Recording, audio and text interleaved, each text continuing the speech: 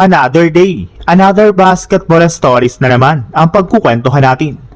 At ngayon nga ay pag-uusapan natin ang balitang pagbabalik na ni Jimmy Butler sa Golden State Warriors at ang balitang susungkitin pa rin nga po ng Philadelphia 76ers, si Rui Hachimura. Kung inyo nga pong matatandaan, naibalita na nga po natin ng mga nagdaang linggo na porsigido pa rin nga po na makapaglaro si Jimmy Butler sa kampanya ng Golden State Warriors sa darating na bagong season.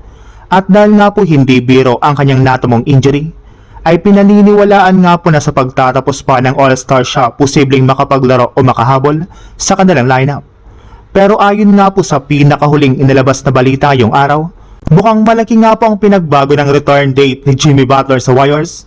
Imbis nga po na sa February o Marso pa siya maglalaro, posibleng nga na po itong mapaaga hanggang sa December. Base nga po sa ibinulgar ng isang NBA insider, tinatarget na nga po umano ni Jimmy Butler ang Christmas Day para sa kanyang pagbabalik aksyon. Kung magiging matagumpay nga po ang kanyang recovery at tuluyang makapaglaro sa naturang petsa, malaking reinforcement ito para sa Warriors na haharap laban sa Denver Nuggets.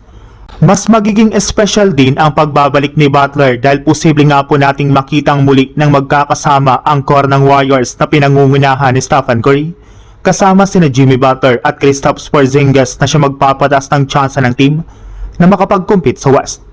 Sa ibang balita naman, hindi lang umano sina Jackson Hayes at Jrue Holiday ang maaaring maging target ng Philadelphia 76ers sa darating na trade deadline. Isa rin nga na po sa mga pangalan na maaaring pag-interesa ng Sixers ay ang Japanese forward na si Rui Hachimura. Si Hachimura nga po isang versatile forward na kayang maglaro sa power forward at small ball center position habang mayroon ding kakayahang bumantay at tumira mula sa labas. Kaya naman kung sakaling magkaroon ng pagkakataon ng Philadelphia na makuha ito ay maaari nga po siyang maging malaking dagdag sa kanilang kupunan. Lalo na ngayong binuo ng 76ers ang isang lineup na nakatutok sa championship contention, kaya maaaring hanapan nila ng karagdagang wing at frontcourt depth ang kanilang roster kapag hindi naging sapat ang kanilang performance sa unang bahagi ng season.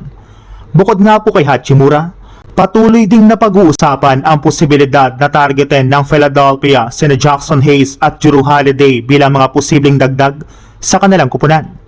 Kung sakaling maging available si Hachimura bago ang trade deadline, maaaring magkaroon ng matinding kompetisyon para sa kanyang serbisyo dahil dati na rin siyang napag-uusapan bilang isang player na maaaring lumipat ng team.